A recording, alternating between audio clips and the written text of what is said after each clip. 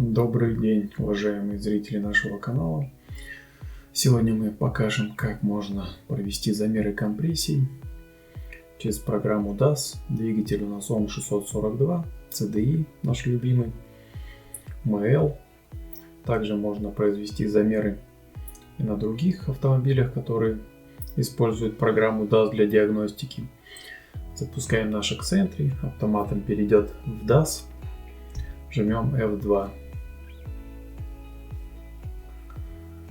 Сразу зайдем в блок управления двигателем. Короткий тест мы не будем запускать.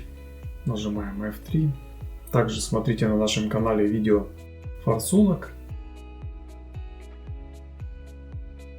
Также и клапан EGR у нас там, и датчики массового расхода воздуха видео есть. Выбираем действительные значения.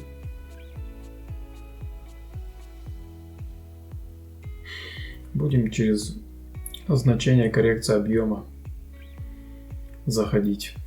Также можно и через другие места заходить, в принципе. Мы будем через проверку форсунок заходить, это удобно очень. Самый первый вверху у нас тест проверки компрессии. Нажимаем F2. Двигатель у вас должен быть заглушен, зажигание включено. Не забудьте поставить на паркинг, если у вас ручная коробка, значит просто поставить на ручник. На этом этапе мы должны включить стартер и, не прерывая, держать его, пока у вас полностью не пройдет тест. Синие квадратики до конца не дойдут, полоска.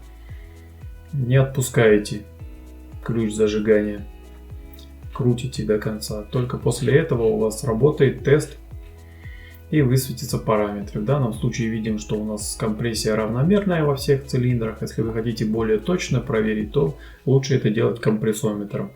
Но можно этой проверкой сделать и в DAS и посмотреть, какая у вас компрессия.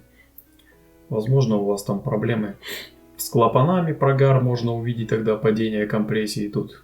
И самое главное, разность в цилиндрах увидеть.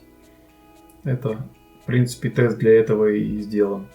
Обязательно должна быть аккумуляторная батарея недохлая, заряжена перед тем, как вы делаете этот тест. Ну, его достаточно, чтобы судить о том, что у вас происходит с двигателем и его компрессией. На этом мы закончим видео по проверке компрессии. Спасибо всем за внимание. Подписывайтесь на наш канал. Повторяю также, что у нас есть видео по проверке форсунок на канале. Также расходомеров воздуха. Очень много видео по всяким проверкам и кодированиям. Особенно ML164, дизельные моторы. Далее мы будем другие смотреть. OM651 мотор, более современный. Спасибо всем за внимание. До новых встреч.